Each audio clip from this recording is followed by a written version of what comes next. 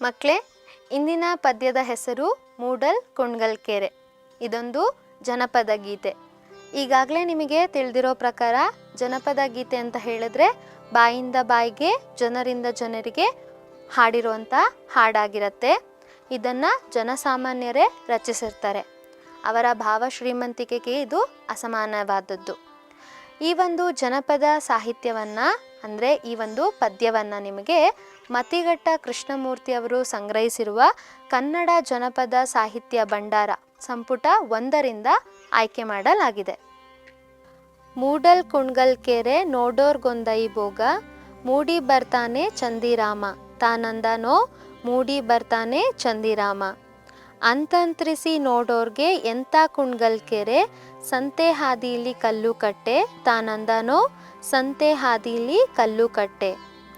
ಬಾಳೆಯ ಹಣ್ಣಿನಂತೆ ಬಾಗಿದ ಕುಣಗಲ್ ಕೆರೆ, ಬಾವ ತಂದಾನೆ ಬಣ್ಣದ ಸೀರೆ ತಾನಂದನೋ ಬಾವ ತಂದಾನೆ ಬಣ್ಣದ ಸೀರೆ.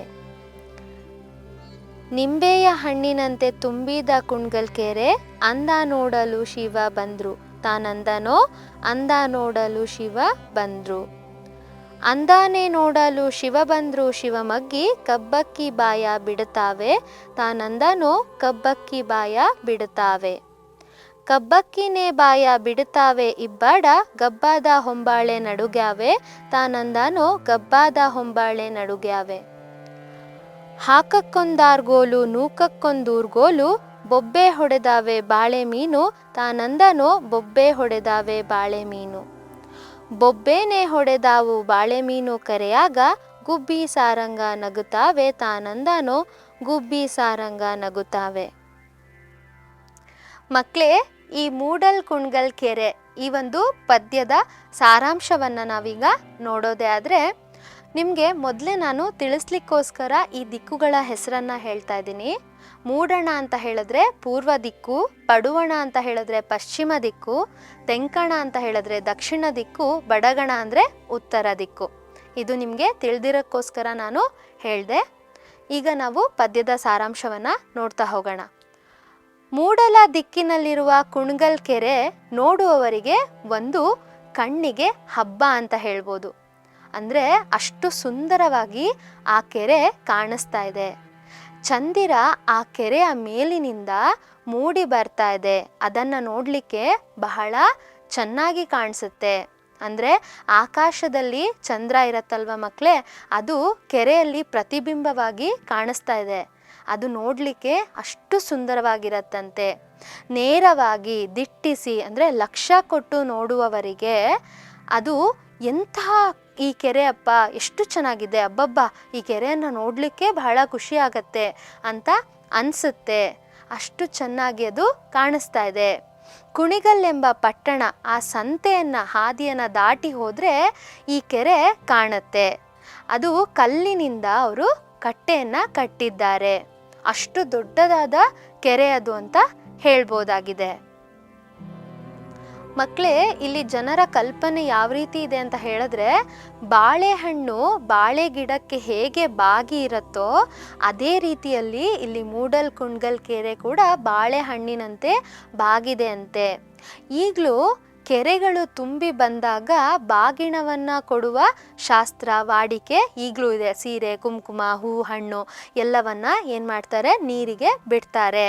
ಅದಕ್ಕೆ ಇಲ್ಲಿ ಹೇಳಿದ್ದಾರೆ ಬಾವ ತಂದಾನೋ ಬಣ್ಣದ ಸೀರೆ ಅಂತ ಹೇಳಿ.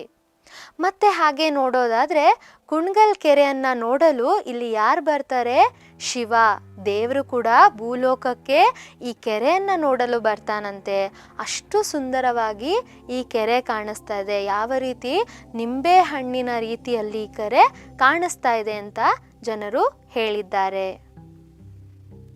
ಕುಣಿಗಲ್ ಕೆರೆ ನೋಡಲು ಎಷ್ಟು ಚಂದ ಅಂತ ಹೇಳಿದ್ರೆ, ಆ ಭೂಲೋಕಕ್ಕೆ ಶಿವನೇ ಬಂದಿದ್ದಾನಂತೆ. ಅಂದರೆ ದೇವರು ಕೂಡ ಈ ಒಂದು ಕೆರೆಯನ್ನು ನೋಡಲು ಬಂದಿದ್ದಾನೆ. ಅಷ್ಟು ಸುಂದರವಾಗಿ ಈ ಕೆರೆ ಕಾಣಿಸ್ತಾ ಇದೆ ಅಂತ ಹೇಳಿದ್ದಾರೆ. ತುಂಬಿದ ನಿಂಬೆ ಹಣ್ಣಿನ ರೀತಿಯಲ್ಲಿ ಕಾಣಿಸ್ತಾ ಇದೆ.